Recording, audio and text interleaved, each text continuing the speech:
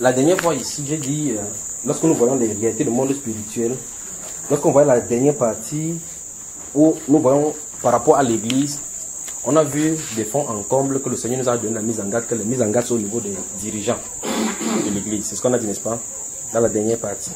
Ce jour-là, pendant qu'on était en train de voir cela, j'ai dit, le livre qu'on a lu particulièrement, c'était le livre de 2 Pierre au chapitre 2.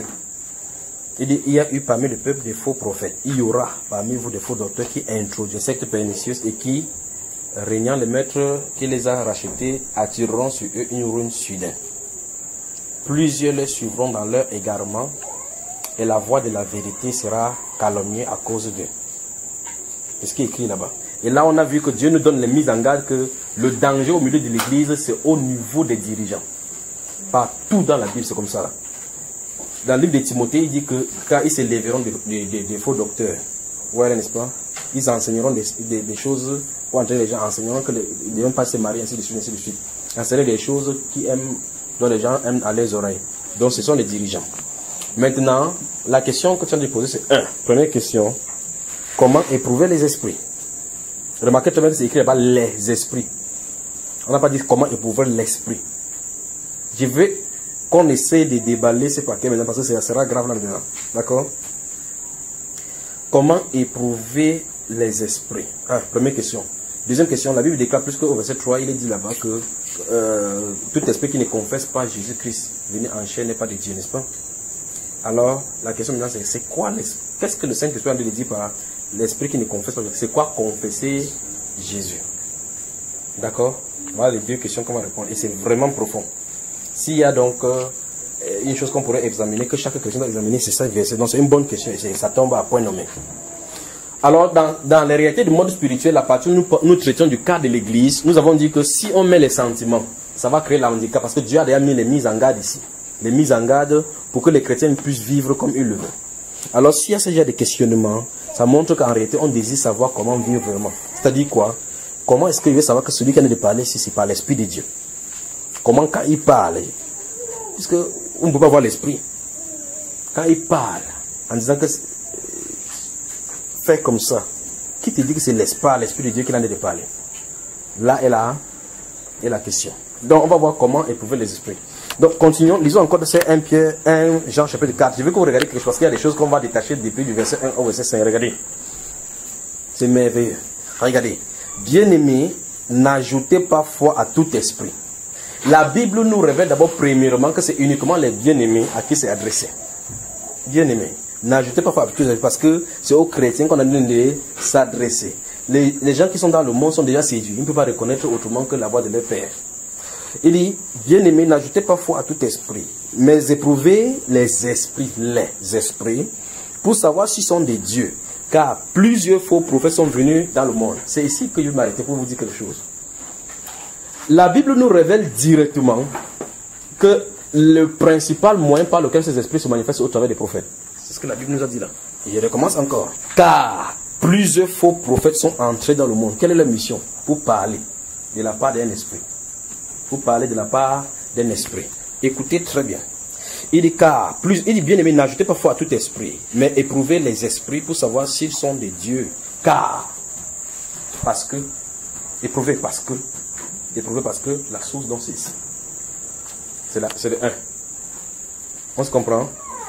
C'est ici. Lorsque vous rêvez, il y a pris ce point-ci particulièrement parce que ça va balayer beaucoup de domaines. Il se pourrait que même ce soir on n'en finisse pas avec. Ça c'est profond. Un de ces jours quand je suis venu ici, j'ai dit que lorsque vous rêvez, quelle est la source de votre rêve? Où est-ce que c'est écrit dans votre Bible que Satan peut donner les rêves? Où est-ce que c'est écrit? Vous vous souvenez de ça, n'est-ce pas? J'ai posé la question ici un jour. Jusqu'à où on peut comprendre ce qu'ils sont de dire. Maintenant, lorsque vous recevez quelque chose dans la vision, c'est différent dans les rêves. Vous connaissez la différence, n'est-ce pas? Les choses de la vision sont différentes des choses du rêve. Les choses du rêve, c'est-à-dire quand vous êtes en train de dormir, quand votre cinq sens sont inconscients, sont à l'état stationnaire, et que c'est le subconscient seul qui en train de fonctionner. Là, la façon de jauger la chose, c'est lorsque vous serez éveillé. Vous me comprenez? C'est-à-dire que quand je suis en train de dormir, je rêve comme on est en train de me donner un message. Quand je me réveille, ça suppose que je suis revenu à moi-même et que mes cinq sens sont fonctionnels. Je commence à méditer sur ce qu'on m'a montré dans ce rêve. Maintenant, Le problème maintenant, ce sera au niveau des... Il faut que je comprenne maintenant, à partir de l'analyse que je vais faire, au mieux de ma connaissance de la parole, de savoir d'où maintenant était la source de ces rêves-là. Vous saisissez? J'espère que vous me comprenez. Je suis en train vraiment doucement. Je suis en train de dormir dans la nuit. Après, on vient dire, va dire à ta femme, va dire à ta mère qu'il faut qu'elle parte au village, parce que bientôt quelque chose va arriver. Ça, c'est un message qui est venu. Tu te rêves. Quand tu te réveilles, ce que tu vas faire de ces messages-là dépend maintenant de ta relation avec la parole. Si tu vas donner le message à cette personne, c'est-à-dire que le message est venu pour une personne, tu peux donner le message à une personne sans avoir au préalable éprouvé la source de ces rêves-ci. Vous comprenez? Supposons donc que cette source-là n'est pas la source de Dieu. Alors, vous êtes donc un canal au travers duquel le message va venir chaque fois. Vous comprenez? Je ne sais pas si vous me saisissez. Ou bien je dérange. Comment il dit vous comprenez? Personne ne répond. Fatane, tu es fatigué. Tu es vraiment fort. Je recommence encore. Je suis en train de dormir. Un message me vient que va dire à ta mère que telle chose. C'est un message qui est venu. Je dis ici, vous n'êtes pas coupable au premier degré parce que vous étiez à l'état d'inconscience. C'est-à-dire que vous n'êtes pas de réfléchir. Quelque chose ou bien quelqu'un a plongé dans votre subconscient parce que vous ne pouvez pas vous maîtriser pour mettre ce message. Il dit si vous vous levez le matin, après vous appréhendez, vous vous souvenez de ce message et vous courez vers la personne, allez transmettre le message que vous avez eu la nuit sans jauger, juger et regarder si la source est divine. Vous allez donner. Si ce n'est pas une source divine, ça ne vient pas de Dieu, le Dieu de la Bible, et que c'est Satan qui l'a donné, vous devenez son serviteur. Je suis ici. Bien-aimés, n'ajoutez pas foi à tout esprit, mais éprouvez les esprits pour savoir s'ils sont des dieux, car plusieurs faux prophètes sont venus dans le monde. Écoutez encore très bien ce que ça veut dire. Donc, ce cas de figure où quelqu'un est couché dans le lit de dormir, il reçoit un message, il se lève pour aller transmettre. Ce cas de figure-ci, ce que la personne doit faire, c'est examiner d'abord la source de ces choses. Si c'est conforme, si la personne qui a envoyé ces songes-là est Dieu, avant de les transmettre. D'accord? Maintenant, l'autre cas, ça c'est le rêve. Donc quand tu es à l'état d'inconscience. Maintenant, l'autre chose maintenant, c'est lorsqu'on commence à voir des choses. Tu restes, tu vois des choses. Tu restes, tu vois des choses. Lorsque tu restes, tu vois des choses. Tu vois des choses. La question maintenant, c'est qui est en train de le faire? Ici, c'est le danger. Parce qu'on a de contrôler ton subconscient à l'état conscient. Vous comprenez ce que ça veut dire, n'est-ce pas? Donc, les prophètes, dans leur constitution, c'est comme ça. Les prophètes n'ont pas besoin de dormir. Ils peuvent recevoir le message à toute heure.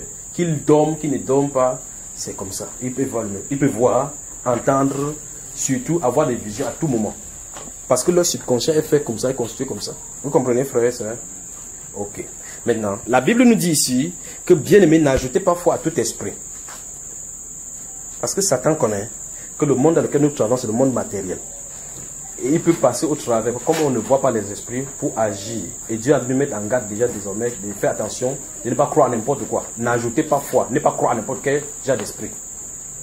N'ajoutez pas foi, ajoutez foi, croire à ce que n'importe quel esprit parle.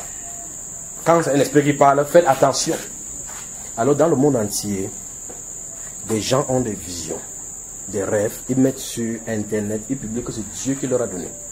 Et le simple bon sens de l'écriture montre que c'est faux. Vous entendez quelqu'un dans notre dispensation veut dire que l'ange de l'Éternel est venu me parler. Sans comprendre ni dire le message, quel que soit, dis bien, quel que soit le message que cet ange aura transmis, c'est déjà faux. Quel que soit. Même si cet ange a dit de repentir, parce que Dieu va venir détruire la terre, c'est bien écrit dans la Bible là. Donc c'est facile de dire.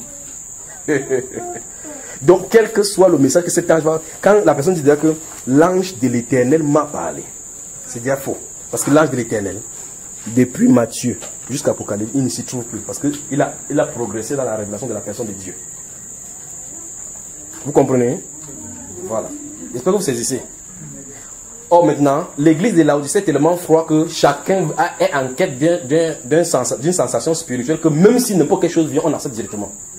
C'est-à-dire que le fait qu'on a besoin de la puissance, on a besoin des visions, des révélations, des dons spirituels, n'importe quoi vient, on est en voie d'accepter facilement parce que ça fait longtemps qu'on n'a plus vu. Même si ça vient de Satan, on ne voit pas. Mais Dieu a mis en garde l'église quant à ce qu'il y a des esprits. Alors il dit, l'un des principaux canaux par lequel ces esprits se passent, c'est par les faux prophètes. Il n'a pas dit par les prophètes, par les faux prophètes. Bien aimé, n'ajoutez pas foi à tout esprit, mais éprouvez les esprits. Ça veut dire que, écoutez bien, pour savoir s'ils sont des dieux. Le but c'est pour savoir s'ils sont des dieux. S'ils ne sont pas des dieux, je recommence encore, les réalités du monde spirituel, j'ai dit qu'il faudra mettre les sentiments de côté. Vous vous souvenez de cela? Voici, nous sommes en plein là-dedans maintenant. Il faudra mettre les sentiments de côté. Quand un homme parle par l'esprit, si ce n'est pas aligné avec la parole, parce que Christ et la parole sont un. Si ce n'est pas aligné, on n'accepte pas, même s'il fait n'importe quoi par la suite des biens. Parce que Satan ne fait pas que des mauvais. Parce que Satan ne fait pas que des mauvais. N'est-ce pas, maman? Satan fait des bonnes choses. Vous savez ça, n'est-ce pas? Donc, Dieu dit ici qu'on n'ajoute pas foi à tout esprit parce que plusieurs faux prophètes sont entrés dans le monde. Il dit que la principale source de la manifestation de ces esprits dont il faut éprouver, c'est pas les faux prophètes, pas par les prophètes. Donc, première chose, il faut savoir distinguer donc le vrai prophète du faux. C'est ici dans le point. Il faut savoir distinguer le vrai prophète du faux. Parce que regardez bien, on n'a pas dit car plusieurs prophètes sont dans le monde. J'aimerais bien arranger les choses doucement, j'en allais vraiment doucement pour qu'on puisse savoir. Dans Matthieu chapitre 7, Jésus a mis en garde des gens par rapport à ce qui en est arrivé. Il dit, plusieurs me diront ces jours-là, n'avons-nous pas prophétisé en ton nom, n'avons-nous pas fait des miracles en ton nom? Je leur dirai, je ne vous ai pas encore connu. N'est-ce pas? Il dit, allons dans Matthieu chapitre 7, gardez le doigt ici parce que c'est ici qu'on va lire. Matthieu chapitre 7. Souvenez-vous, plus je sens d'avancer, plus je sens de répondre à la question doucement, d'accord? Donc nous voulons répondre à la première question. Comment éprouver les esprits? Je t'en ai dit ceci. Pour savoir éprouver les esprits, premièrement, il faut savoir quelle est leur source. Où est-ce qu'ils se trouvent? Ils se trouvent dans des hommes. Ces hommes-là viennent pour prophétiser. Parce qu'on prophétise, c'est par l'esprit qu'on parle. Et quand on veut prophétiser, donc on parle par ces esprits, on dit qu'il faut les éprouver. Donc il faut donc identifier d'abord les sources. Il a dit que ce sont les faux prophètes. Alors maintenant, la question maintenant c'est, est-ce qu'il est écrit dans la Bible qu'il ne doit plus y avoir des prophètes, les vrais? C'est ce qu'il veut voir. On voit ici dans le livre de Matthieu chapitre 7. C'est la première chose qu'on va voir. Matthieu chapitre 7, regardez à partir du verset 13. Non, prenons à partir du verset 15. Regardez, 15. Gardez-vous des... Vous avez vu, c'est la même chose que le Seigneur Jésus a dit.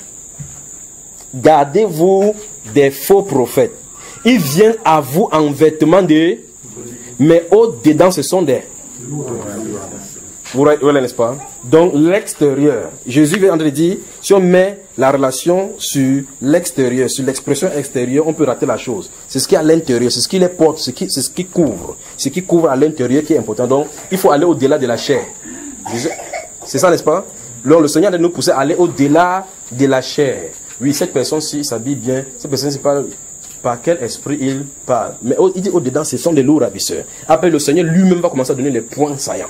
Les points saillants. Avançons. Vous les reconnaîtrez à leur... Donc, le Seigneur dit au verset 16, vous les reconnaîtrez à leurs fruits. Personne ne peut parler mieux que la Bible.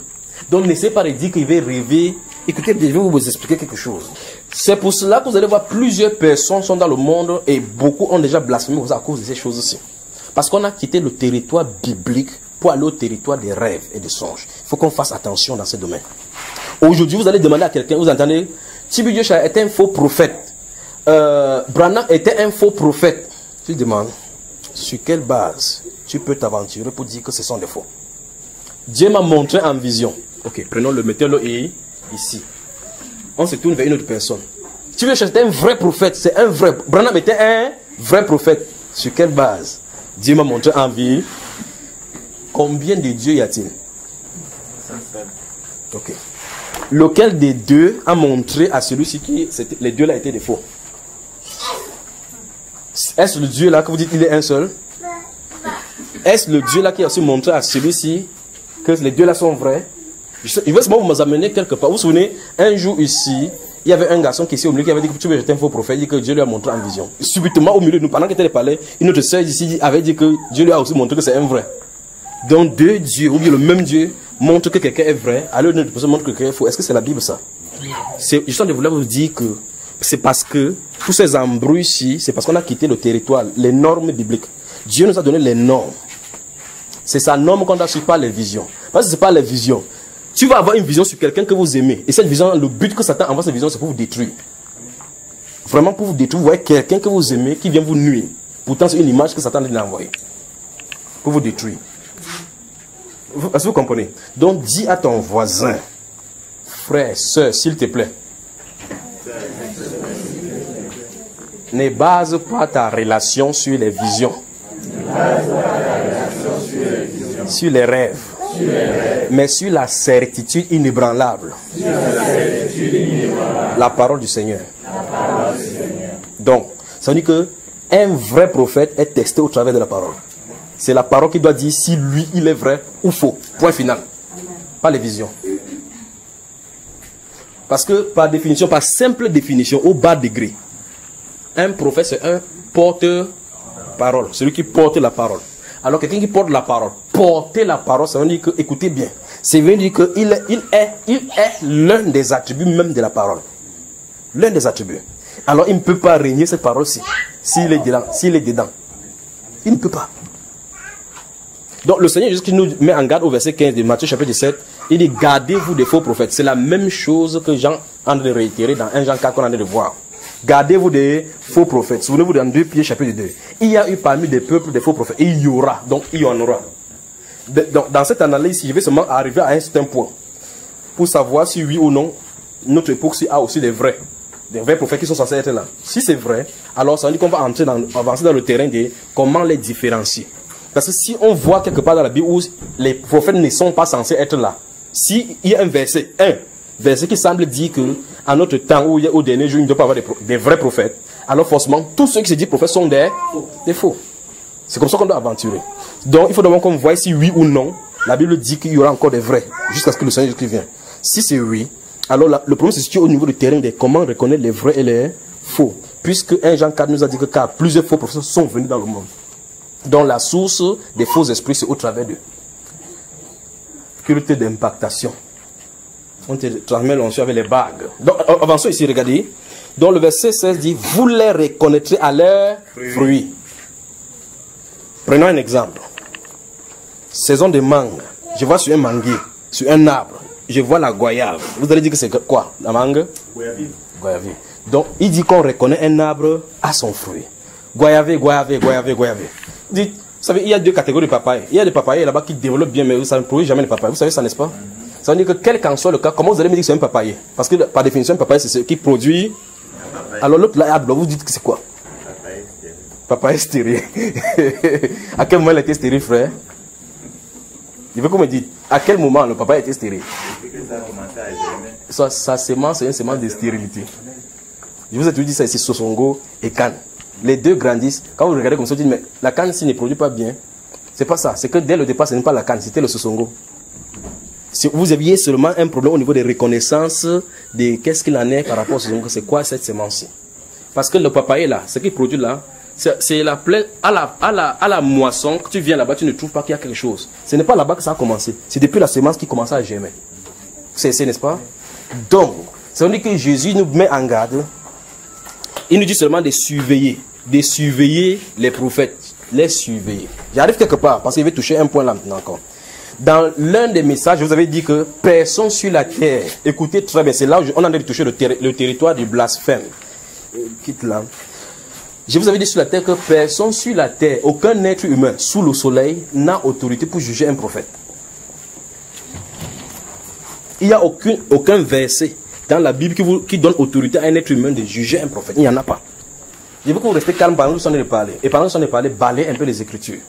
Je recommence encore. Aucun verset de la Bible ne donne autorité à personne sur la terre de juger un prophète. C'est ça? Oui, frère. C'est une question. Oui. Si donc on doit éprouver le message qui va... C'est là où je suis arrivé. C'est pour ça qu'il dit que je vais avancer puis je vais toucher le territoire là. D'accord? C'est pour ça qu'il faut d'abord savoir lequel est vrai. À l'instant où tu sais quel est vrai, quel est faux, tu peux te tourner vers le faux, tu le testes. On n'a jamais dit qu'on teste les vrais prophètes. Il n'y a jamais eu d'endroit où vous allez tester les vrais prophètes. Jamais. Tester dans quel sens? Comment? Tester dans quel sens? Tester qui? Le vrai prophète. Quand il parle de tester, c'est de juger pour savoir si son message est de Dieu. Je peux aller permettre à la Bible vous montrer que si vous avez... Prenez un exemple que Esaïe vient devant vous. Supposez que vous étiez le roi Akaz. Tu dis que demande un signe à l'Éternel. Il dit qu'il ne tenterait pas l'Éternel, il dit que la Vierge enfantera.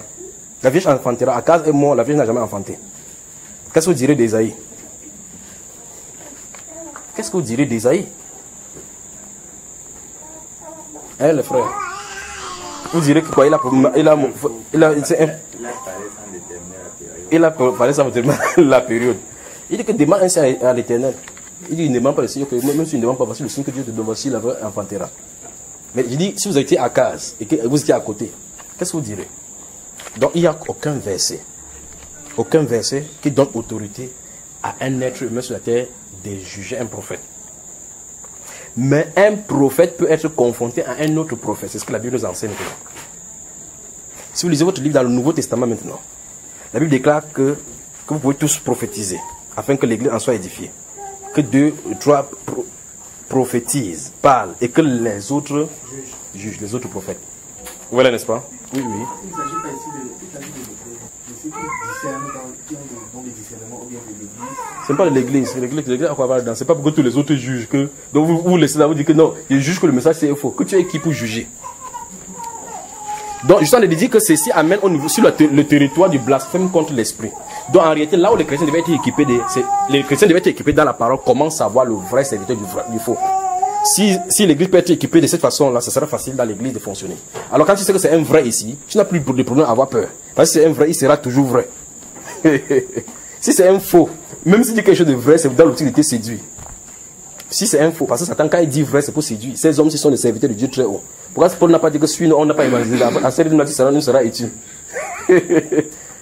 Vous savez, n'est-ce pas? Ok. Donc la Bible, regardons, continuons dans la Matthieu. Jésus a dit que c'est à leurs fruits que vous les reconnaîtrez. Après, il dit, cueille-t-on des raisins sur des épines ou des figues sur des chardons? Tout bon arbre porte des... Donc, ça veut dire que c'est les vrais prophètes, ils vont parler des vraies paroles. Des prophètes, pas vrai? L'arbre qu'on a parlé, ce sont les êtres humains. Il s'agit de prophètes ici, n'est-ce pas? Ok, maintenant. Mais le mauvais arbre porte de mauvais fruits. Un bon arbre ne peut porter de mauvais fruits, ni un mauvais arbre porter de bons fruits. C'est le principe de Dieu. Quand c'est Dieu qui lui-même qui a parlé, donc il sait ce qu'il a mis dans la création. Amen. Tout arbre qui ne porte pas de bons fruits est coupé et jeté au... Après il dit c'est donc. Voici la conclusion. C'est donc à leurs fruits que vous les reconnaîtrez. Ça nous amène encore une autre question. Qu'est-ce que la Bible appelle par fruit? Qu'est-ce que la Bible appelle par fruit? Une fois de plus, la réponse se trouve dans le livre de 2 Pierre au chapitre 2. Je vous avais donné le devoir le jour où nous voyons le réalité monde spirituel dans l'église. Je vous ai dit, prenez votre feuille, votre Bible, allez dans la prière. Demandez à Dieu de donner les caractéristiques de ces personnes-ci dans l'église. C'est écrit noir et blanc là-bas, il dit par cupidité, ils trafiqueront de vous au moyen des paroles trompeuses. Ils ont le cœur exercé à la cupidité. Ce sont des enfants de malédiction, dont la combinaison de sommeil point. Ils sont les yeux chargés de l'adultère, ainsi de suite. Donc si vous voyez ces caractéristiques, si quelqu'un, ça colle sur quelqu'un, n'essayez pas de dire que non, c'est quand même telle personne qui m'a venu appeler. N'essayez pas. Dieu venait vous montrer clairement son état. Il savait ce qu'il disait. Donc Dieu nous a montré, c'est pour ça que je vous ai dit tout à l'heure qu'on a quitté le territoire que la Bible nous a donné comme fondation. On commence à avoir la considération des personnes. C'est quand même telle personne, il m'a déjà donné le sel. L'autre, il m'avait quand même donné le riz. Il ne s'agit pas de ça. Il ne s'agit pas de ça. Parce que même les mauvais arbres, là, on peut quand même couper, ça nous fait chauffer la nourriture. On peut brûler les mauvais arbres, pas vrai? Quand on met au feu, là, on peut chauffer de l'eau avec, c'est quand même bien. Donc il ne s'agit pas de ça. Dieu ne parle pas de ces choses extérieures, comme la flatterie. On parle de la consistance par rapport aux choses de Dieu.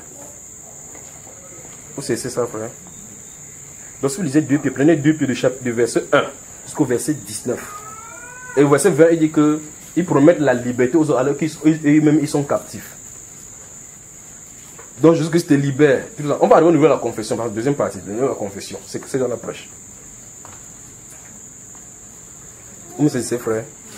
Ok, maintenant. Si vous prenez votre livre dans le livre des Trois, je suis en train de répondre toujours à la première question. Dans le livre de Philippiens, chapitre 3, le verset 17, la Bible déclare que ayez le regard sur les modèles, soyez mes imitateurs et portez les regards vers ceux qui marchent d'après le modèle que vous avez vu de nous. C'est ce qui est écrit. Après, il dit car. Une fois de plus, la Bible met des choses au clair. Regardez plutôt le modèle. Voici, Dieu nous a formés comme des modèles. Il y a des gens que nous avons formés dans ce même modèle. Oui, n'est-ce pas? Dans 1 Corinthiens chapitre 4, verset 16 et 17, il dit que je vous envoie Timothée, qui vous enseigne, parce qu'il connaît mes enseignements, comment j'enseigne dans toutes les églises. Il vous dira quelles sont mes voies dans le Seigneur. Donc Timothée est est formé dans ce même moule-là. Alors il dit donc portez les regards vers ceux qui marchent d'après le modèle que vous avez entendu de nous. Voilà le modèle. Après il dit car il y a plusieurs qui marchent en ennemi de la croix de Christ. Car il y a plusieurs. Est-ce que vous comprenez? Donc d'une part, il y a des gens que Dieu lui-même a formés, qui marchent d'après le modèle de Dieu. Il y a d'autre part ceux qui marchent en ennemi de ces modèles-là. Donc qu'est-ce qu'on dit? La Bible nous dit portez les regards sur le modèle que vous avez vu en nous. Et de ceux, même ceux qui marchent d'après ces modèles-là, c'est sur eux qu'il faut regarder. Donc c'est le vrai. Donc c'est essayer de dire que, vous savez, de quelqu'un d'aller sur internet dire que il a vu le frère Junior et sa femme sortir en voyage spirituel venir l'oppresser en France. C'est ridicule, pas vrai? Quelqu'un dit que il m'a vu sortir. Il ne sait pas si on sort. Où est le garçon qui fait laver la chambre avec les yeux là? C'est eux qui peuvent nous dire comment on sort du corps. On sort du corps comment? On ne peut pas le dos, on ne peut pas le bas. Il avait dit qu'il y a un carrefour là-bas en haut, qu'il y a le passage, quoi. Non, vous allez vous amener sur le territoire de la vision. Or, la personne dit comme ça dans l'optique des méternies. Qui lui a montré la vision. Mais le problème c'est que si cette personne est devant là, vous devez l'aimer. Vous devez aimer cette personne, malgré que cette personne dit ça de vous. Parce que la personne est trompée. C'est-à-dire c'est une vision que la personne a eue. Vous n'allez pas dire que la personne n'a pas rêvé. La personne a rêvé. Il n'a pas fabriqué. Comme par exemple, prenez le cas de Kakou Philippe en Côte d'Ivoire. Il a eu une vision, véritablement. Il est resté là, il a eu une vision. 2 anges sont présentés devant lui. Il a eu une vision, c'est vrai. Mais ce sont des anges déchus. Vous prenez John Smith, Joseph Smith, qui est à l'église des Mormons. Il a eu une vision. Mais les anges sont venus lui raconter que le jour que Dieu voulait créer les cieux et la terre, plusieurs dieux se sont assis pour discuter comment il devait créer. Mais c'est un ange qui lui a parlé. Donc les gens ont vraiment eu une vision. Mais le fait qu'on n'est pas allé, comme vous avez posé la question, comment éprouver les esprits, on a accepté n'importe quel esprit. Vous comprenez, frère? Vous comprenez, mes soeurs? Donc la Bible déclare donc d'éprouver les esprits. Donc on dit, j'ai vu le frère Junior, il volait, il avait la Bible rouge. L'autre a dit qu'il a eu le frère Junior avec la touche rouge. Les pasteurs qui prennent le touche rouge, ils ne voient pas. C'est moi qui ne sais même pas comment on coule la touche, c'est moi qui vois dans la vision. Alors qui les a montrés? Il commence encore que qui les a montrés? Et tu regardes la personne, la fondation, son vrai pasteur qui lui pose la main, c'est un sataniste. Mais Dieu ne lui montre pas ça. Son Dieu ne lui montre pas ça. Que ma femme volait comme ça, on est comme ça. Le feu de Dieu, le feu de son Dieu est sorti, c'est là, ça nous a brûlé. Que Junior dit, de moi. Mais le problème c'est ceci, la personne a vraiment eu un songe. Je sais que vous voyez la chose. Alors Satan connaît très bien la faiblesse des chrétiens. Il ne se base pas sur les Écritures. Il peut s'aimer la pagaille n'importe où. Voici pourquoi on dit que si vous êtes dans le mur d'après la parole, vous devez aimer ces personnes qui vous disent ça. Aimer dans l'optique de ressortir la personne dans cette gouffre. C'est-à-dire accepter que la personne vous fasse subir n'importe quoi. Parlez quoi de n'importe quel nom. Au-delà de l'amour là, pour que Dieu puisse lui accorder la repentance, pour que elle soit de cette personne. Sinon vous allez commencer à aller dans la chair que je veux te montrer Dieu. Dis-moi vengeance. Que même le somme dit que brise les dents. C'est pas comme ça. Dis à ton ennemi, dis à ton voisin qu'il faut prier pour ses frères. Donc, c'est encore une raison pour dire que ce ne sont pas les gens qui ont de l'amour dans le cœur. Non, il y a de l'amour. Oui. Il y a de l'amour qui ne va pas du bien sur les motifs. Non, attends, je vais s'en le dire ici. C'est la maturité ici. C'est la maturité.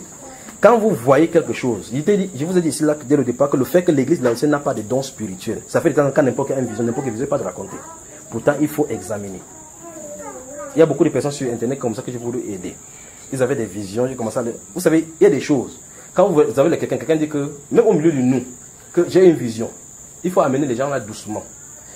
Pour lui montrer au fur et à mesure que ce n'est pas biblique. Parce que tu veux avec la personne, ce que tu as vu, ça vient de Satan. C'est comme ça que les gens font pour frustrer les gens. Il faut amener plutôt les gens à la réparation. Tu comprends? Mais il y a des gens qui sont là seulement pour calomnier. Il y a 2 groupes. Les gens qui sont là pour créer des troubles, dont les agents du diable. Les gens qui sont sincères, les enfants du Seigneur, que Satan les tromper. Ceux-ci, il faut bien les encadrer. C'est 2 choses de parler. Donc un enfant du Seigneur a des visions, n'importe comment, si moi il parle de moi, n'importe comment, je ne peux pas lui en vouloir. Je vous le dis pourquoi, je sais pourquoi. Parce que c'est que c'est Satan qui est derrière pour le pousser à ce que je le hais. Vous comprenez, n'est-ce pas? Quand vous lisez ce livre de 1 Samuel chapitre 1 et 2, la Bible déclare, il y avait Pénina, il y avait, comment il s'appelle? Anne. Pénina ne partait même pas à l'église. Anne était chaque jour à l'église donner les offrandes et donner les sacrifices d'action de grâce, pas vrai? La Bible déclare que l'Éternel l'avait rendu stérile. Et chaque fois, Pénina qui ne partait pas à l'église, venue dire que je crois que ton ventre devait gonfler aujourd'hui. La Bible déclare qu'elle faisait ça pour la pousser à s'irriter contre l'Éternel. C'est le but. C'est le but là-bas. Donc pour rien au monde, si quelqu'un veut raconter une vision qu'il a vue de moi, qu'il fait quoi que ce soit, la seule chose à faire, c'est que il ne faut pas qu'en racontant cette vision, que moi, ça soit vrai ce qu'on a dit. Point final. Si c'est pas vrai, tout ce que tu as dit, et c'est que Satan a tort, dès le départ. Même si je n'ai pas de preuve à te prouver. Quand tu me racontes, il y a une soeur qui était venue, elle venait à la maison la dernière fois. Il a dit que frère, j'ai la vision. Vous savez, c'est quand même curieux. Il dit, le monde ici me dépasse. Ça me dépasse. Quelqu'un t'assoit là, tu as de lui dire ce qu'elle s'est passé dans sa vie, clairement, alors que la personne est assise là-bas. Mais il dit, ça me dépasse. Après, ce soir, il m'a dit que frère Junior, j'ai eu un rêve. Il dit, oui, raconte ton rêve. Que ça ne te choque pas. Ils ne savent pas que mon cœur est déjà préparé. C'est depuis longtemps que Dieu m'a dit que toutes ces choses qui devaient arriver. Il dit que je t'ai vu quelque part, tu t'en es chassé les démons. On était dans une assemblée, tu chassais les démons. Tu avais chassé deux filles, il y avait deux filles qui étaient mal habillées. Vous savez très bien qu'ils ne peuvent pas avoir toléré des choses comme ça là. Qui étaient mal habillées. Après, il dit que tu envoyais des filles là par derrière aller prendre l'argent à ces gens-là. Il dit qu'à Dieu ne plaise. Toutes les personnes que tu as vues dans cette vision là, c'est tout le monde sauf moi. Parce que les deux choses que tu as citées, c'est des choses qui ne peuvent pas tolérer. L'habillement de la femme et la cupidité. C'est les deux choses que Dieu m'a montré dès le départ. Vous savez, n'est-ce pas? Alors la question c'est, qui lui a montré. Mais elle était assise là devant moi. Elle a bu, j'ai encore servi le comme ma soeur. Après, je suis allé doucement. Pour lui dire que s'il y a une chose que Dieu m'a montré dans le ministère, d'abord, même quand il était dans le monde, l'argent n'était pas mon chose. Donc la cupidité, ce n'est pas mon. Fait pas partie. Donc, n'essaye pas de te convaincre que non, ça peut-être Dieu fait comme ça pour te mettre en garde. C'est pas ça. Ça ne peut pas être ça, jamais. Que ça va arriver. Un vrai ne peut pas devenir faux. Un faux ne deviendra jamais vrai. La canne va faire n'importe comment, même s'il est vrai dès le départ. À la fin, ce sera canne. Et c'est dès le départ que c'est canne. C'est pour ça que je dis qu'il n'y a pas de faux hommes de Dieu. Il n'y en a pas de faux hommes de Dieu. Il y a les hommes de Dieu, il y a les hommes de Satan. Point final. Vous ne verrez pas dans la Bible les faux serviteurs de Dieu. Il n'y en a pas. Mais suivez seulement le langage des chrétiens aujourd'hui. Il y a un faux pasteur, un faux serviteur de Dieu qui m'a dit que il n'y a pas de faux serviteurs de Dieu. Il y a deux groupes. Les serviteurs de Dieu qui sont vrais et les serviteurs de Satan qui se déguisent en apôtres de Christ. C'est le déguisement. D'accord? Ici, dans 1 Jean 4, il a dit que car plusieurs faux prophètes sont entrés dans le monde. Il n'a pas dit que plusieurs prophètes sont dans le monde. Les faux prophètes sont entrés. C'est en contraste avec les vrais. Il ne met pas en garde contre les vrais. Jamais. D'accord? Donc ce sont les faux. Et ils sont faux dès le départ. Donc ils viennent pour une mission, comme les vrais sont venus pour une mission. Les deux sont là. Les deux doivent croître. Est-ce que vous comprenez? Donc, on a quitté le territoire de la Bible. On a commencé à baser les relations avec le Seigneur sur les visions. Beaucoup de ministères dans le monde entier que vous voyez, c'est basé sur les visions. J'ai eu une vision. Personne ne contrôle sa vision. Après, ils sont dans la Bible. Prenons un exemple simple. Un seul exemple simple. Je veux qu'on soit clair là-dessus maintenant. Vous allez dans n'importe quelle dénomination, vous voyez, quelqu'un va dire que lève-toi et brille car ta lumière apparaît. Alors l'église, notre nom, église glorieuse. Le nom de l'église, c'est l'église. Tu demandes qui lui a dit, c'est Dieu qui l'a donné, il a vu la vision.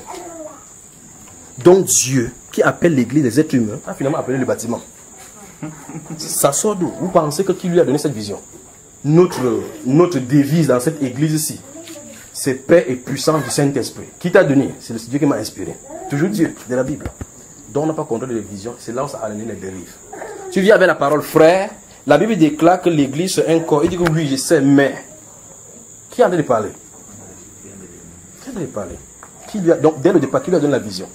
Alors si cette vision-là décède ce qu'ils ont construit en disant que notre église s'appelle église des rachetés des derniers temps, de la dernière pluie. S'il dit ça, et que la personne qui lui a dit ça, qui est sortie, écoutez bien, la personne qui a sorti sa première fois qu'il a eu à cœur, avant d'aller manifester ça, si cette personne n'est pas de la Bible, la fondation est basée sur une autre personne. Par conséquent, il a de conduire tous ceux qui sont à la dérive. C'est un peu comme l'église catholique. On va aller là-bas. Je vais prendre un exemple, parce que c'est la grand-mère là-bas. C'est la grand-mère, c'est la source là. Regardez. L'église catholique s'avance sur un terrain. Ils disent, Jésus-Christ a remis les clés du ciel à l'apôtre Pierre, en lui disant que tu es Pierre. Sur cette pierre, je bâtirai mon église. Après, ils avancent. Donc, Pierre était le premier pape. Tu dis pape, ça veut dire quoi? Il dit père. Jésus a dit dans Matthieu 23, n'appelez personne sur la terre votre... Il vient de désobéir, à la loi de Jésus. 2, ils disent que Jésus a bâti son église sur Pierre. Pierre était où à ce moment quand il parlait? L'église de Pierre là se trouve maintenant. Deuxième fausse chose. Troisième chose, ils disent que la basilique Saint-Pierre est conçue sur la tombe de Pierre. Il avait dit, les portes de ce jour de monde ne proviendront point contre elles. Ils ont bâti les bâtiments sur la mort. La troisième fausse chose. Donc dès le départ, sans qu'on ne touche la doctrine, l'église catholique est dans la fausseté. Même si vous dites qu'il dit que Christ est monté, c'est qu'il a fait un peu comme dès le départ, c'est un suppôt du diable. Dès le départ. Parce que Satan est menteur et père du mensonge dès le départ. Alors, comme j'ai pris pour les catholiques, prenez alors n'importe quel dénouement, vous arrivez à cette même conclusion. Prenez l'église catholique, l'église des témoins de Jéhovah. Nous avons, à Pennsylvanie, nous avons le quartier général, la Watchtower, en Bible Society. Ils disent que qu'est-ce que Jésus a dit que quel est cet esclave fidèle que Dieu a établi sur les gens de sa maison pour donner la nourriture autant convenable. Il dit que Jésus parle comme ça de la Pennsylvanie. Donc là, on produit les traités de réveillez-vous. Donc il dit que c'est la Matthieu 25, c'est ça que Jésus parlait. Ils disent qu'ils sont esclaves fidèles. Après, il dit que non. Les collèges se réunissent, ils discutent des débats bibliques, ils tirent la conclusion, ils écrivent pour donner. Ils disent que non, le Saint-Esprit ne parle plus comme il parlait comme au temps des apôtres. C'est Jésus a dit que cet esprit qu'il vous donne demeurera éternellement avec vous, il sera tout le jour le consolateur. Eux, ils ne croient plus à ce Saint-Esprit, mais ils disent qu'ils ont pris la place des esclaves fidèles. Est-ce que vous comprenez? C'est comme ça que toutes les dénominations sont bâties donc sur le mensonge. Alors il y a quelqu'un au deuxième ciel, il y a quelqu'un au deuxième ciel, le prince de la puissance de l'air qui communique les visions vraies aux gens. Mais c'est vraiment, vraiment, vraiment faux. Vous savez, donc ce sont des vraies visions qui sont vraiment fausses. Quand il dit c'est vraiment faux, ça veut dire que c'est que la personne ne ment pas qu'elle a eu la vision. C'est que la personne a eu la vision, mais le problème c'est la source. La source d'où vient la vision, c'est ça qui est le problème. Donc, vous allez voir le pasteur va dire que j'ai eu la vision, quand il veut la vision, le problème c'est que vous voyez l'esprit comment acidité à l'intérieur, parce que ça doit être démasqué. Vous voyez, le pasteur va se dresser avec la force, mais avec la chaîne, avec le coup de poing, il peut vous prendre. Parce que tu veux me convaincre, souvenez-vous de ceci, c'est pour ça qu'il vous amène à ce territoire-ci. C'est pas que la personne n'a pas eu la vision, la personne a une vraie vision. Quelqu'un peut lui avoir appelé comme ça, montrer même le modèle de la maison qu'il doit construire, montrer même le titre, même le verset qu'il va mettre là-bas. Mais ce n'est pas Dieu, ce n'est pas de Dieu, parce que c'est contraire aux Écritures, dès le départ. C'est contraire aux Écritures. C'est ça le problème. La base, c'est que c'est contraire aux Écritures. C'est contraire aux Écritures, alors une autre source a donné ça. C'est Satan. Alors, Dieu doit nous mettre en garde dans ce 1 Jean chapitre 4, il dit que car plusieurs faux prophètes sont entrés dans le monde. Donc, les faux prophètes sont entrés dans le monde. Souvenez-vous, j'ai dit que mettez le doigt dans 1 Jean 4, n'est-ce pas? Et puis, on va lire, on continue dans le livre de Matthieu. Matthieu chapitre 7, regardez. Verset 21. Ceux qui me disent, Seigneur, Seigneur, n'entreront pas tous dans le royaume des cieux, mais celui-là seul qui fait la volonté de mon Père qui est dans les cieux. Lorsqu'on lit de tels versets, ça devait nous pousser davantage à la méfiance. Parce qu'au verset 15, il a commencé à dire, gardez-vous des faux prophètes. Les faux prophètes viennent parler pour conduire les gens dans une direction.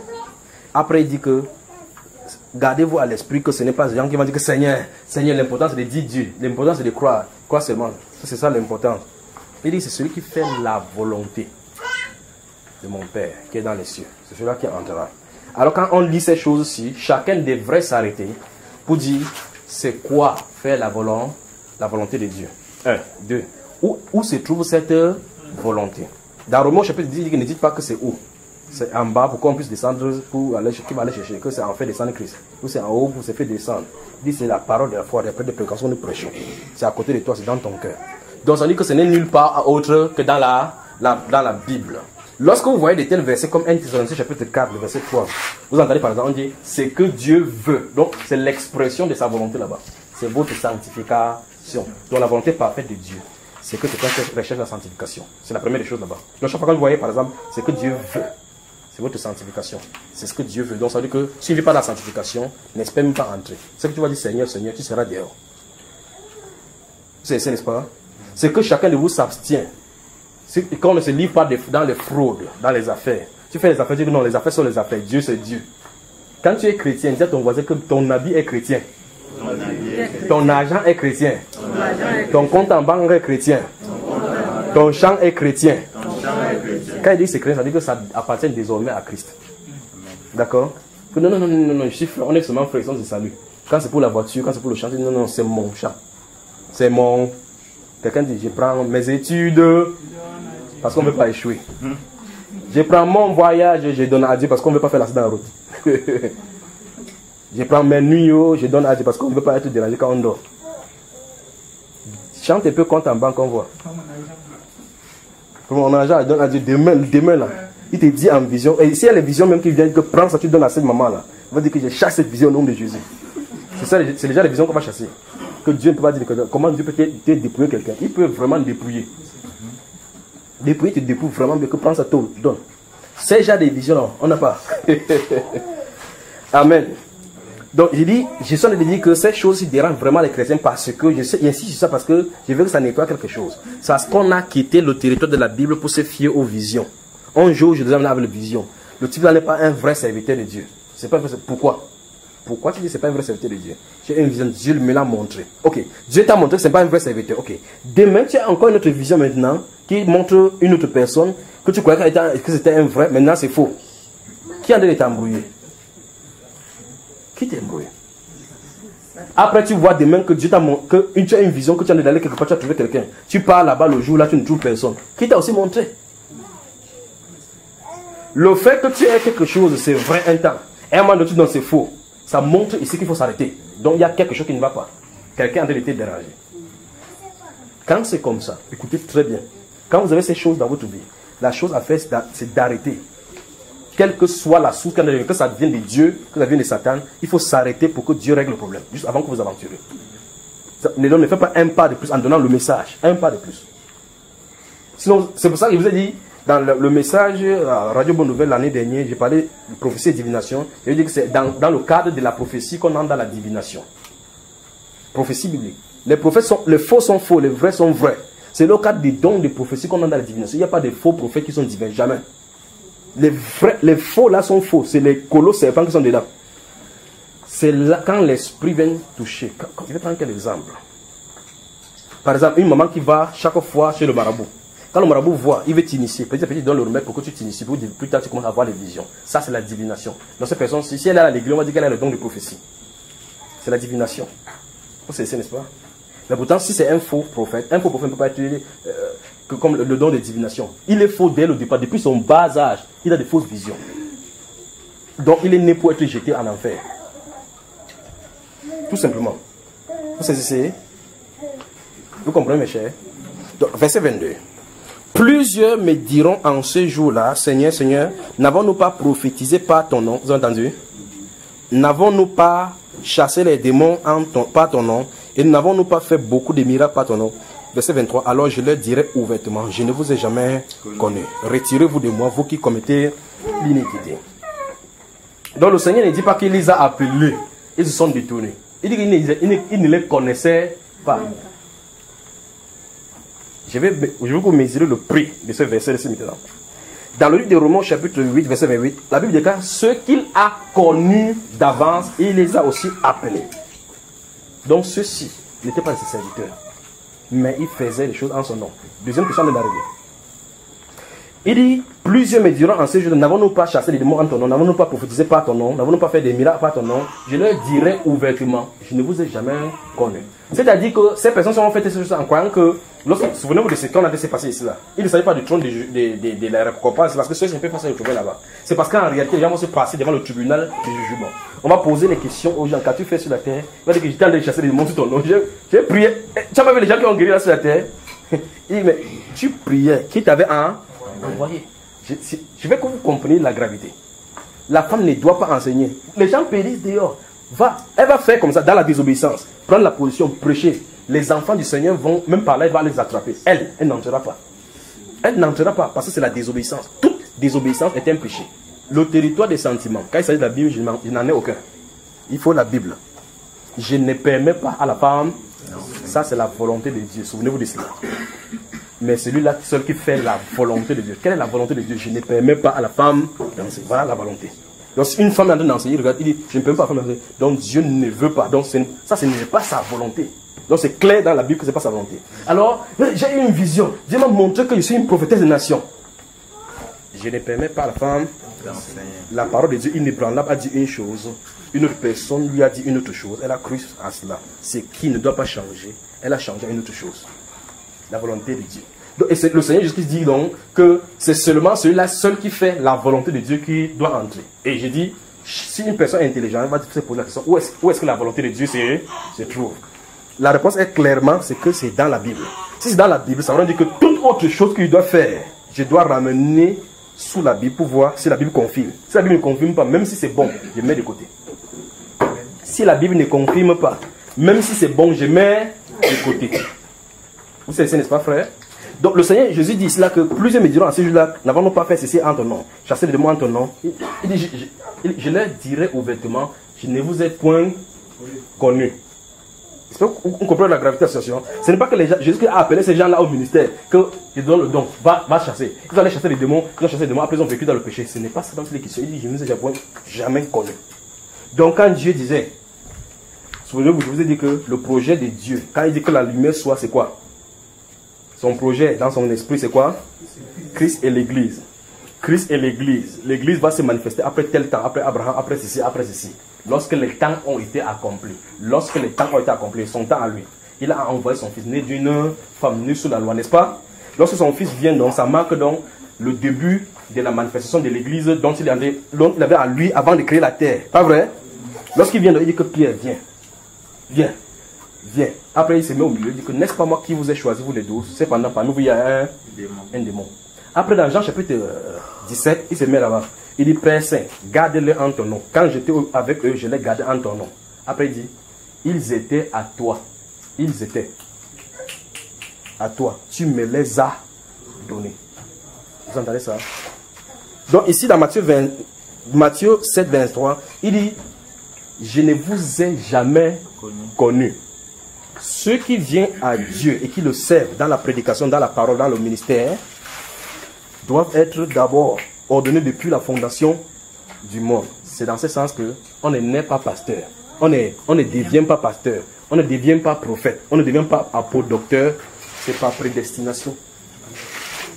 C'est pas comme ça. Alors, la Bible déclare qu'ils se donneront des foules de docteurs. Ils se donneront des foules de docteurs selon leurs propres désirs. Et c'est ça qui vient d'arriver. Et on est en plein là-dedans. Dans ce 1 Jean 4, verset 2, partie C, il dit car plusieurs faux prophètes sont entrés dans le monde. Ils sont pour entrer. Ils ne sont pas sortis de lui. Parce que Dieu n'envoie pas de faux prophètes. Plusieurs faux prophètes sont entrés dans le monde. Plusieurs sont entrés dans le monde. Et s'ils entrent dans le monde, le but pour lequel ils entrent là-bas, c'est avec l'esprit antichrist, pour donner l'esprit antichrist aux gens. Parce que lorsqu'on les vrais entrent en scène, c'est pour prêcher pour que Dieu également scelle de son esprit. Vous parlez de la marque de la bête. Attendons, on arrive. Donc plusieurs faux prophètes, voilà pourquoi vous allez beau raconter n'importe quelqu'un, les gens vont quitter la Bible, ils vont mettre non quand même le père là, il m'a donné l'eau, j'ai bu. L'autre là, non, il a prié sur ma maison, il a mis lui sur moi, il a prié avec manifestation. C'est pas le cœur d'une manifestation. Ce n'est pas pour dire que la manifestation c'est ça qui est faux, ce qui est vrai. C'est que la Bible ne nous a pas dit de jauger les gens sur les manifestations. C'est ça le problème. Le territoire maintenant c'est la première chose. Lui, est-il dans la ligne biblique ou il n'est pas dans la ligne biblique? S'il n'est pas dans la ligne biblique et qu'il fait même les miracles, ces miracles, écoutez bien, peuvent même venir de Dieu. Et Jésus nous a mis en garde contre les faux prophètes. Il a dit clairement que c'est à leurs fruits que vous les reconnaîtrez. Après, il a dit que, regardez, non, ne coupe pas jusqu'à maintenant. Tu veux dire parce qu'il dit que venant de Dieu, tu n'as pas bien compris. Ok, va lire l'histoire de Balaam. Maintenant, regardez bien ici. Lorsque vous suivez ici, vous allez voir la direction que le Seigneur est en train de prendre. Lorsqu'il prend le tournant, vous pour montrer qu'en réalité, les vrais sont vrais dès le départ, les faux sont faux, mais les faux essaient d'imiter le vrai. C'est le fait que ce soit un peu comme le vrai qui est en train de créer la confusion. Il met donc l'accent sur le fait que la seule chose qui ne doit pas changer, sur laquelle les gens qui le suivent doivent mettre l'accent, c'est sur la parole, la volonté de Dieu. La volonté de Dieu. Vous savez, n'est-ce pas? La volonté de Dieu. Il dit, mais celui-là, c'est celui qui fait la volonté de mon Père. Ouvrons Matthieu chapitre 24 maintenant, rapidement. Disons 2 passages là-bas. Avançons au chapitre 24. Nous sommes en train de répondre à la question, comment éprouver les esprits. Nous sommes en train de voir donc exactement comment le Seigneur nous a dit, n'est-ce pas? Chapitre 24, verset 3 et suivant. Il s'assit sur la montagne des Oliviers et les disciples vinrent en particulier lui faire cette question. Dis-nous, quand cela arrivera-t-il et quel sera le signe de ton avènement et de la fin du monde? Jésus a répondu, prenez garde que personne ne vous... Il pose la question sur la fin du monde. Jésus qui commence à mettre seulement en garde. Partout, c'est les mises en garde. Partout, c'est les mises en garde. Parce que Jésus savait que ce sera l'époque de la grande séduction. Il dit, prenez garde que personne ne vous séduise. Donc le but pour lequel les gens seront là, ce sera pour séduire. Il dit, car plusieurs viendront sous... Écoutez très bien. Quelqu'un garde de l'argent à la maison. On donne la clé à un enfant. Une personne sait que cet argent-là est gardé quelque part. La maman ou bien le papa n'est pas là. Il vient, con. Il dit, santé, ça va, oui, donne-moi un peu l'eau à boire. Bon, boire. Maman m'a dit que tu me donnes l'argent qu'il a gardé quelque part là-bas. Maman t'a dit ça, elle ne pouvait pas prendre, elle ne pas donner. La personne est venue sous le nom de qui? Est-ce que maman l'a envoyé? Voilà. Donc c'est sous couvert. Sous couvert. On utilise l'extampile de la Bible, mais ce n'est pas la Bible. Parce qu'en réalité, la Bible dénigre et disgrâce ça. Il dit que plusieurs viendront sous mon nom. Regardez bien. Disant, c'est moi qui suis le Christ. Et ils séduiront beaucoup de gens. Regardez bien. Ça veut dire que, écoutez très bien, c'est moi qui suis le Christ. Et ils séduiront plusieurs. Christ, c'est le Messie. L'envoyé loin. Regardez, regardez. Allons verset 11. Plusieurs faux prophètes. Il n'a pas dit qu'il va envoyer plusieurs faux prophètes. Il a dit qu'ils vont faire comment? Ça veut dire qu'ils étaient assis quelque part. Ils sont levés pour aller faire la mission. Plusieurs faux prophètes. Et ils séduiront beaucoup de gens. Comme Jésus a dit là. C'est comme ça que ça doit être. Donc ça veut dire que plusieurs personnes seront séduites. Et si tu es séduit, ça veut dire que ta destination, c'est l'enfer. Point final. Il dit, ils séduiront, plusieurs faux prophètes s'élèveront et ils séduiront beaucoup de gens. C'est pour ça que Pierre avait dit, dans 2 Pierre chapitre 2 là, qu'ils introduisent les sectes pernicieuses pour entraîner des gens avec eux. Plusieurs les suivront dans leur égarement. Et la voix de la vérité sera calomniée à cause d'eux. Tout ça, n'est-ce pas? Rentrons dans 1 Jean chapitre 4.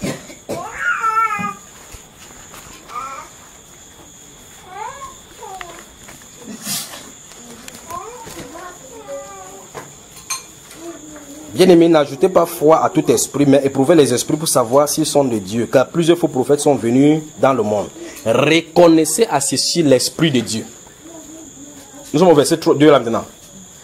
Voici comment vous devez reconnaître l'esprit de Dieu. Voici comment vous devez reconnaître si l'esprit de Dieu est en train d'agir. Voici comment vous devez reconnaître. Il est en train d'enseigner exactement ce que Jésus nous a enseigné dans le livre de Matthieu, chapitre 7 tout à l'heure. D'accord, frère? Ok, maintenant, souvenez-vous, celui qui avait dit, enseignez-les à observer tout ce que je vous ai prescrit. Donc tout ce que Jésus a dit, quand c'est codé, il vient développer c'est le but des messages là-bas. Quand l'esprit de vérité viendra, il vous conduire dans toute la vérité. Il ne parlera pas de lui, il prendra de ce qui est en moi, il vous les donnera. Donc le Saint-Esprit est censé décortiquer tous les enseignements. Baptisé au nom du Père, Fils et Saint-Esprit. Comment on va faire maintenant? Au nom du Seigneur Jésus. Au nom du Père, Fils et Saint-Esprit, il voulait dire au nom de Jésus. Donc il a expliqué. Vous savez, n'est-ce pas? Donc maintenant, il dit ici que reconnaissez à ceci l'esprit de Dieu. Tout esprit qui confesse Jésus-Christ venu en chair est de Dieu. Maintenant, je veux vraiment votre attention maintenant. Je veux vraiment votre attention. Il dit reconnaissez à ceci. Tout esprit qui confesse Jésus-Christ venu en chair est de Dieu. C'est le Saint-Esprit qui l'a dit. On ne peut pas dire autrement. Écoutez très bien. Il dit que c'est l'esprit qui doit le confesser, pas l'être humain. Et je commence encore. On n'a pas dit tout homme qui confesse que Jésus est venu en chair est de Dieu. On n'a pas dit ça. Il a dit reconnaissez l'esprit. Reconnaissez à ceci l'esprit de Dieu. Dans 1 Corinthiens chapitre 12, à partir du verset 1, lorsqu'il veut parler des dons spirituels, il a dit que nul, s'il parle par l'esprit, ne dit Jésus-Christ est maudit, est anathème. Et nul ne peut dire Jésus-Christ est Seigneur. Souvenez-vous, c'est par l'esprit. C'est par l'esprit. S'il ne parle par l'esprit, il peut dire Jésus-Christ est Seigneur si ce n'est pas le Saint-Esprit. Parce qu'un autre esprit ne peut pas confesser Jésus comme Seigneur. Sinon, il prosternera et sera détruit. Je vais avancer doucement ici. C'est pour ça qu'il vous a dit tout à l'heure que j'espère, je ne sais pas si ça va finir. Il faut qu'on étudie ceci en profondeur pour que plus tard, il n'y ait plus de questionnement. Donc, il dit reconnaissez à ceci l'esprit de Dieu. Reconnaissez c'est l'esprit de Dieu qui en est parlé. Si c'est l'esprit de Dieu qui en est parlé, à parler à quelqu'un, c'est l'esprit qu'on ne regarde pas l'être humain. Parce que l'être humain, si vous voulez, vous pouvez voir un homme parler de Jésus n'importe comment, pas vrai? Puisque vous voyez les faux et les vrais justement qui prêchent partout. Et l'apôtre Paul lui-même va dire qu'il en est plusieurs qui marchent en ennemi de la croix, comme je vais en parler. Il dit qu'ils ont pour Dieu leur vendre. Il parle. Après, il va dire que de toute façon, Christ est quand même annoncé. Donc, il parle de Dieu. Il parle de Jésus-Christ. Voici, par exemple, les catholiques, nous voyons très bien que la fondation de l'Église catholique, c'est la fausseté. Ne dit-il pas que Christ est né, verset 25, qu'il est né? N'est-ce pas, il dit qu'il est mort sur la croix? Dans le credo, il dit que ceux qui vont venir, non? Mais c'est quand même diabolique. Donc, ce n'est pas de ça dont il est question. Alors, au chapitre 5, avant de revenir ici. Vous y êtes? On y va? Regardez, verset 5. Nous sommes au chapitre ici, toujours du même livre. Qui est celui qui a triomphé du monde? Sinon, celui qui croit que Jésus est le Fils de Dieu. Alors maintenant, alignez tous les pasteurs, et les vrais et les faux. Mettez-les comme ça. Écoutez bien, ne ratez pas ça.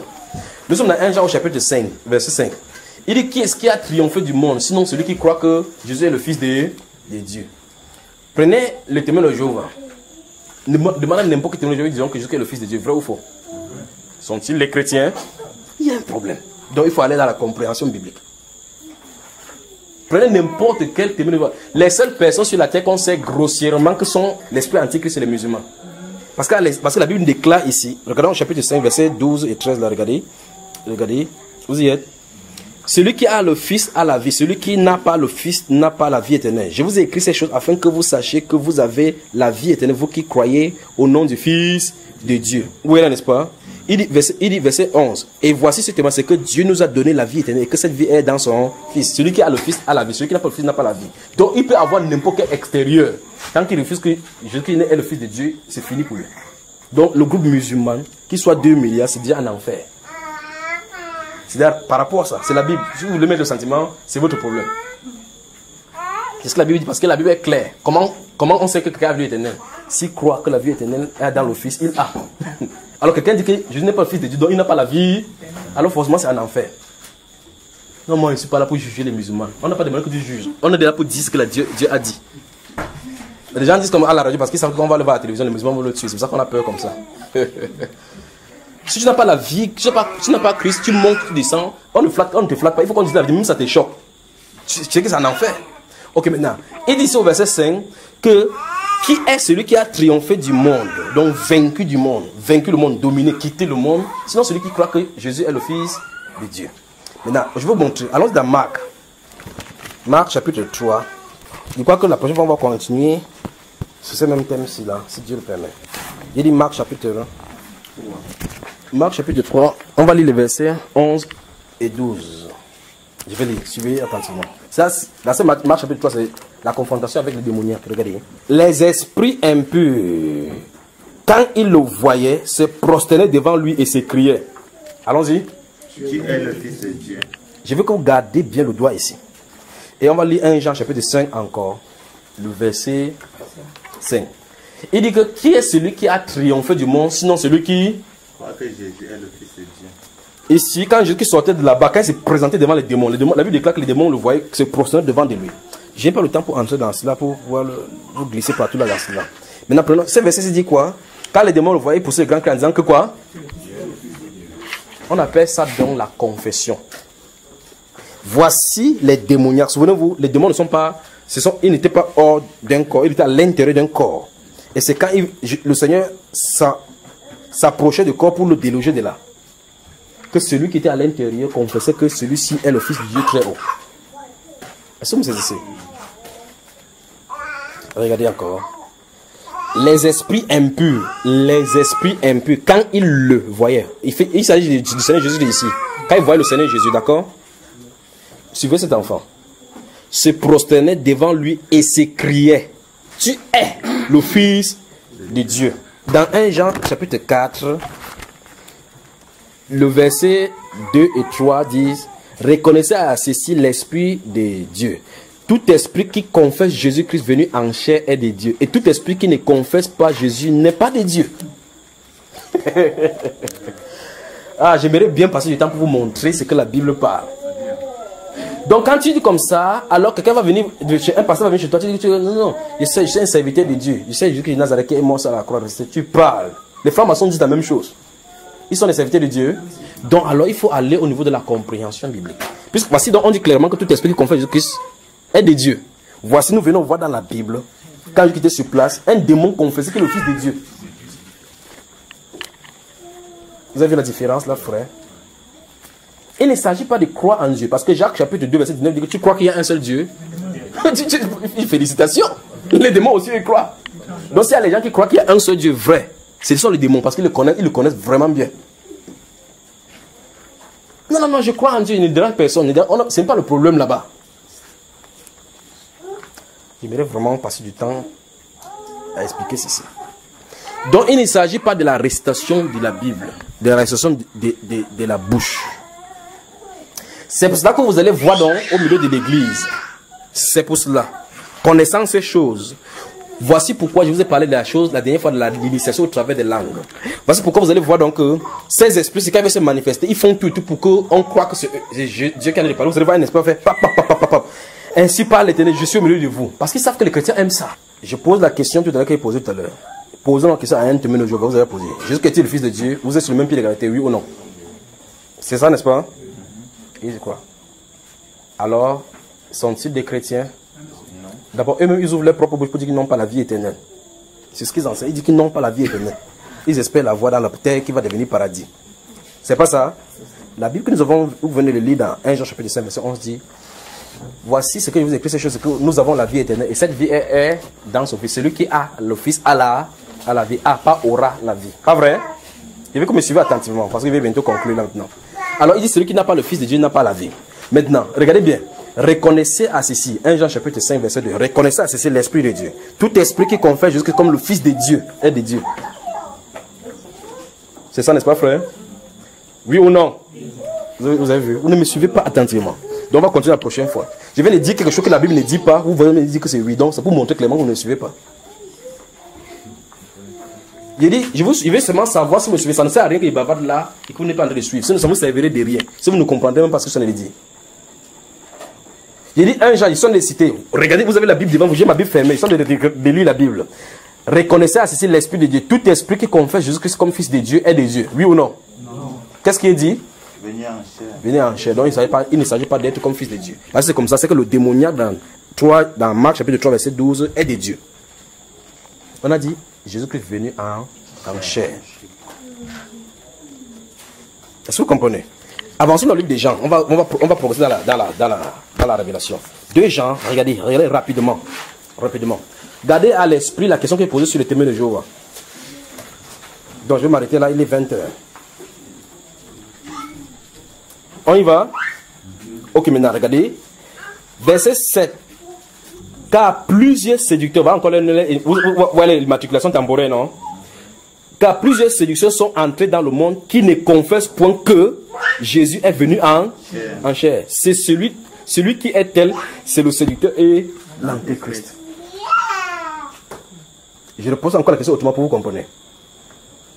Dans le livre de 1 Timothée chapitre 3, le verset 16, la Bible déclare que le mystère de la piété est grand. Dieu a été manifesté en chair. Donc à l'instant où quelqu'un nie la divinité que Jésus est Dieu incarné, il est fini. C'est lui là-bas. Premièrement. Alors vous allez voir, donc, les gens vont développer des doctrines pour essayer de montrer que Jésus n'est pas Dieu. Le but, c'est de faire entrer l'esprit antichrist. C'est la Bible qui l'a dit là. Regardez. Car plusieurs séducteurs sont entrés dans le monde qui ne confessent point que Jésus-Christ est venu dans la chair. Dans la chair, Emmanuel.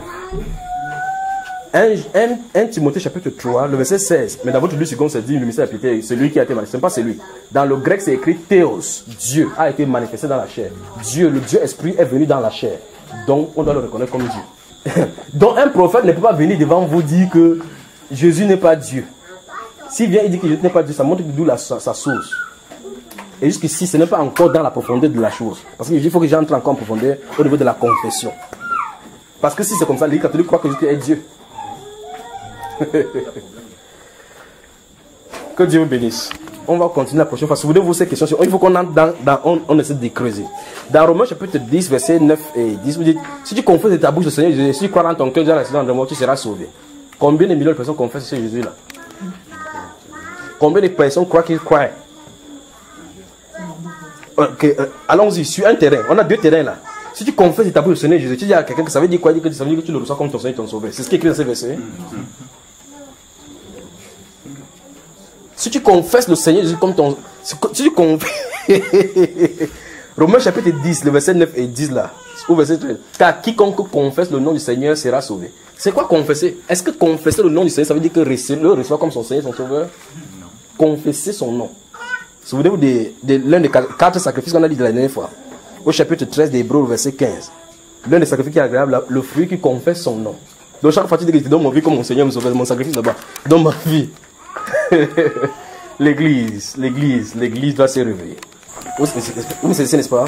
Donc si tu vas demander à un pentecôtiste, n'importe qui, où est-ce que vous avez pris que je donne ma vie comme mon Seigneur, mon Sauveur, il va te prendre Romains chapitre 10, verset 9. Il dit dans la Bible que si tu confesses le Seigneur, comment vous dites là? Si tu confesses le Seigneur Jésus-Christ, si tu crois dans ton cœur que Dieu est dans le monde, tu seras sauvé. C'est ce qui est écrit là-bas. Mais demande-lui, que veut dire confesser Jésus? Parce que c'est là le problème se trouve dans ces versets. Reconnaissance, c'est tout esprit qui confesse Jésus. Est-ce que vous avez là vu les esprits qui reçoivent Jésus comme Seigneur et Sauveur? Hein, c'est? Il y a encore quoi? Ne me dis pas qu'il y a encore la Coupe du Monde là maintenant. Hein?